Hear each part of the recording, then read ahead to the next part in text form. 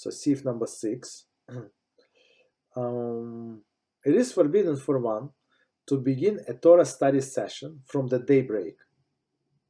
Okay, so we're talking about the Torah study is forbidden from a daybreak, meaning when he's obligated to pray, from the time, earliest time he is obligated to pray. So they say one to begin. However, if one began to learn, he is not required to stop if he will be able to pray Shacharis in a proper time. According to some opinion, he is also not required to stop learning and recite Kriya Shema if he were able to recite it in proper time. So basically, the way I understand, if he, for example, there are some people, in a place where I pray, so they come early and they learn Gemara.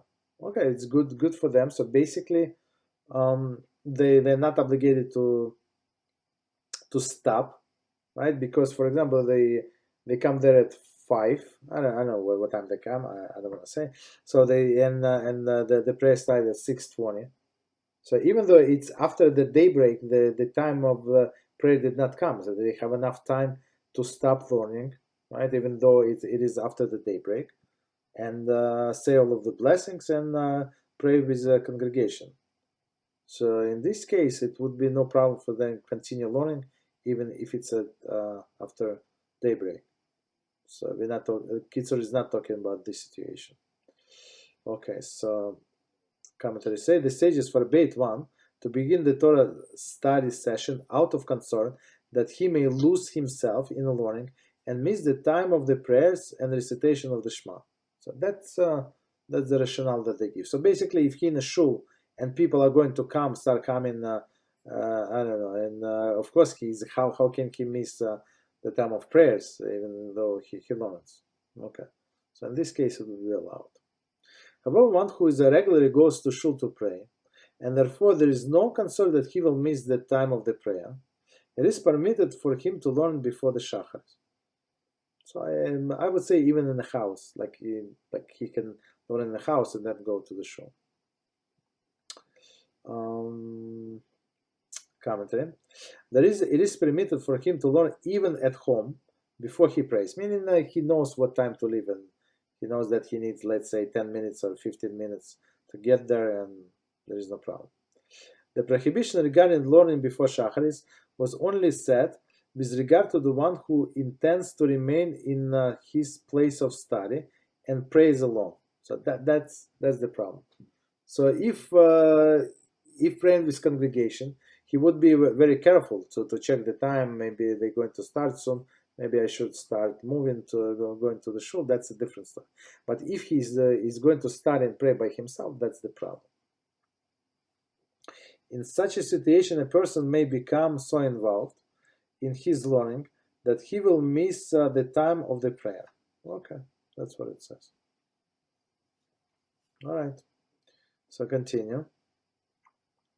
And likewise, one who learns Torah with the others, and if he would not learn with them now, before the Shacharis, the learning session would be cancelled.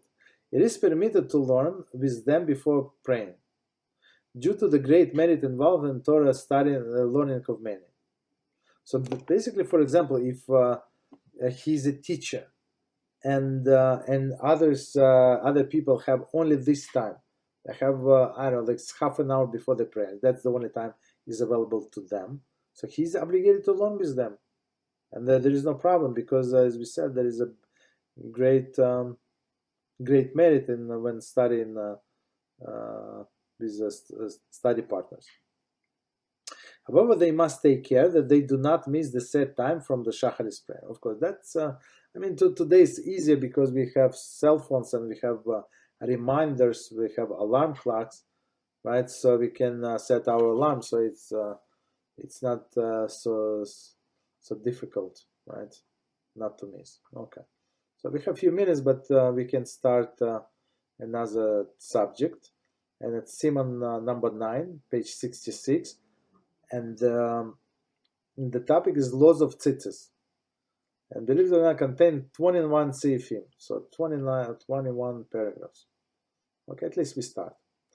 Okay, so it says introduction. The Torah commands in Bamidbar 15:38 that when the wearing of the garment that has 4 corners, one must affix tzitzis, tassels, fringes to the corners of the garment, and they shall make themselves fringes on the corners of the garment.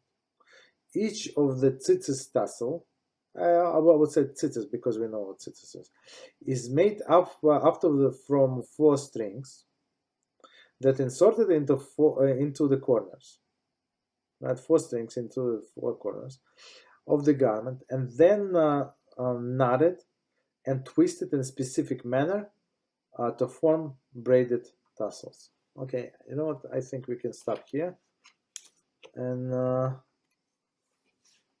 continue with the subject because it's as we say, it's a huge subject. It's just very interesting. Next time. Got it.